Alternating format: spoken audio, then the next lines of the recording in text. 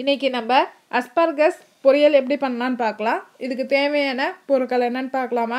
அஸ்பார்கஸ் ஒரு கட்டு, அதுக்கப்புறம் தேங்காய் ஒரு 3 டீஸ்பூன் தேவை, உளுத்தம்பருப்பு 1/2 டீஸ்பூன், கடுகு 1/2 டீஸ்பூன், பெருங்காயம் ஒரு 1/2 டீஸ்பூன் தேவை, அதுக்கப்புறம் மிளகாத்தூள் மஞ்சத்தூள் 1/2 டீஸ்பூன், 1/2 வெங்காயம், 1 பச்சை மிளகாய், கொத்தமல்லி கருவேப்பிலை ஒவ்வொரு கொத்து, அதுக்கப்புறம் துவரம்பருப்பு வேக வச்சு வச்சுருக்கிறது ஒரு 2 டீஸ்பூன். இது ஆப்ஷன் தான், வேணுங்கிறவங்க வச்சுக்கோங்க, இல்லைன்னா வேணாங்க, பருப்பு போடாதீங்க. இப்போ காயை நல்லா அரிஞ்சிட்டு கழுவி வச்சுருக்கேன். இது ஒரு வடை சட்டியில் எண்ணெய் விட்டு உளுத்தம்பருப்பு கடுகு போட்டு நல்லா பொரிஞ்சு வந்தோடனே அதில் பெருங்காயம் போட்டிருக்கேன்.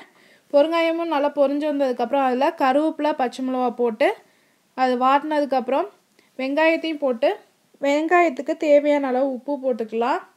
இப்போ அந்த காயை போட்டு காயில் நல்லா வாட்டினதுக்கப்புறம் அதில் மிளகாத்தூளையும் மஞ்சத்தூளையும் போட்டு நல்லா வாட்டிக்கலாம். கொஞ்சம் நேரம் அந்த காயோட பச்சை வாசனை போகணும்.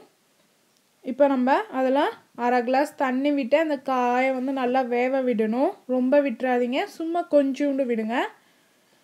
இப்போ அது நல்லா வெந்தால் அது ஒரு நறுக்குன்னு இருக்க மாதிரி இருக்கும். அது நம்ம வாயில் போட்டு பார்த்திங்கன்னா நல்லா சாஃப்டாக இருக்கும். அப்படின்னா காய் வெந்துருச்சுன்னு அர்த்தம்.